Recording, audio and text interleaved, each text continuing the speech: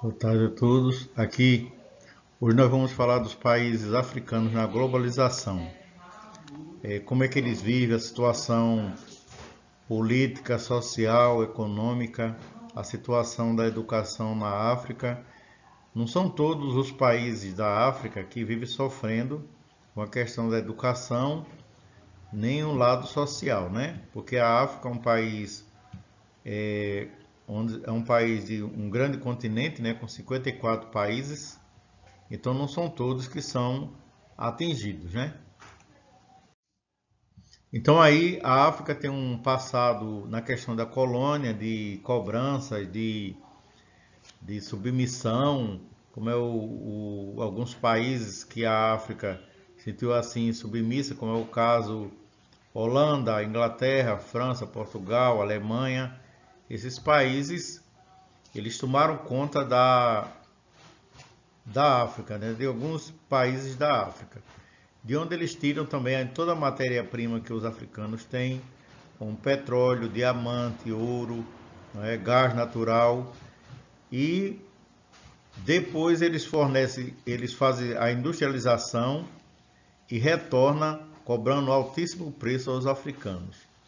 Então o petróleo bruto ele é exportado e muitos que a gasolina e até óleos lubrificantes, tudo isso aí, eles são tirados da África e volta com um produto industrializado e cobrado um altíssimo preço.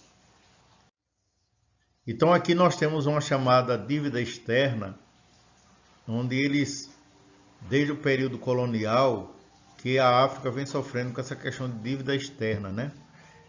Onde eles cobram, dizendo que é uma questão de misericórdia, de apoio, de tantas coisas. Aí oferece o dinheiro emprestado aos africanos e cobra um juro altíssimo, assim como eles faziam até o início dos anos 2000 com o Brasil, né? O chamado FMI, a chamada dívida externa. O FMI, o Fundo Monetário Internacional.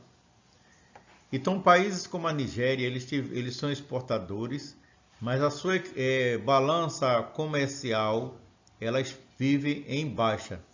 Não há um equilíbrio comercial na Nigéria.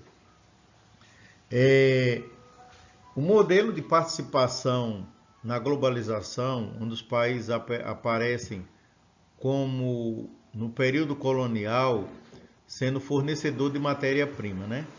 Então eles aparecem desde o período colonial sendo fornecedores da matéria-prima. Então a globalização, ela vem de muitos anos, né? Com essa questão de a submissão, de fornecer, ser o responsável, a colônia, de oferecer a matéria-prima à sua metrópole. Então, os indicadores sociais africanos, existem algumas dificuldades encontradas, os indicadores são baixos. A África ficaram sendo os últimos países do mundo em indicadores sociais. Outro fator muito forte é a fome, né? A questão da desnutrição, onde muitos passam necessidade devido às chamadas guerras, as guerras civis na África. Existe, por outro lado, a questão religiosa e uma série de fatores que contribuem para terem um baixo indicadores, né? E além de tudo, vamos ver agora, a questão da educação. Na educação existe um baixo índice de escolaridade, que não atende à necessidade dos africanos, de alguns países. A educação é um sinal de transformação, também de prosperidade, mas como há prosperidade se o nível de escolaridade ele é baixo e fica difícil eles terem uma mão de obra qualificada, né? Então eles nunca, mesmo com toda a riqueza que têm, mas eles não podem fazer uso dos seus recursos minerais, dos seus recursos naturais, porque não existe existe um baixo índice de mão de obra qualificada pelos africanos.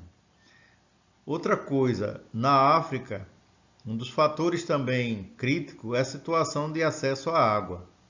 A água é precária principalmente na República do Congo. O acesso da água, ele na Europa, na África, ele não é democratizado. A produção agrícola, ela é destacada pelas mulheres africanas, certo?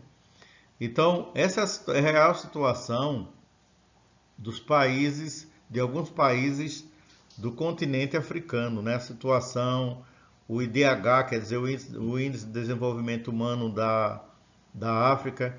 Se nós achamos que o nosso é ruim, imagine os africanos você ter uma escola, como você está vendo nessa foto, né? Uma escola sem teto e as crianças sentadas no chão. O quadro negro, ele só tem não tem 20% de quadro negro, é um pedaço que está segurado na parede e as crianças sentadas no sol quente estudando, né? A escola sem paredes e sem telhado. Então a gente vê assim, a nossa situação, mesmo às vezes a gente dizendo que as nossas escolas no Brasil são sucateadas, imagine se você tivesse uma escola desse tipo na sua cidade, no seu estado, no Brasil inteiro tivesse milhares de escolas dessas daí. Como é que você iria se sentir? Então isso aí é para a gente aprender o que é a questão de IDH, né? O que é isso aí, o que significa tudo isso aí, o que significa a questão da desigualdade social, a questão política que impera junto a esse povo. Por outro lado, existe uma questão também religiosa que atrapalha a vida do progresso dessa gente. Então, N fatores que não contribuem para um desenvolvimento, para uma transformação ou para a chamada uma ascensão social dessa gente. Ok? Tudo de bom para você. Forte abraço.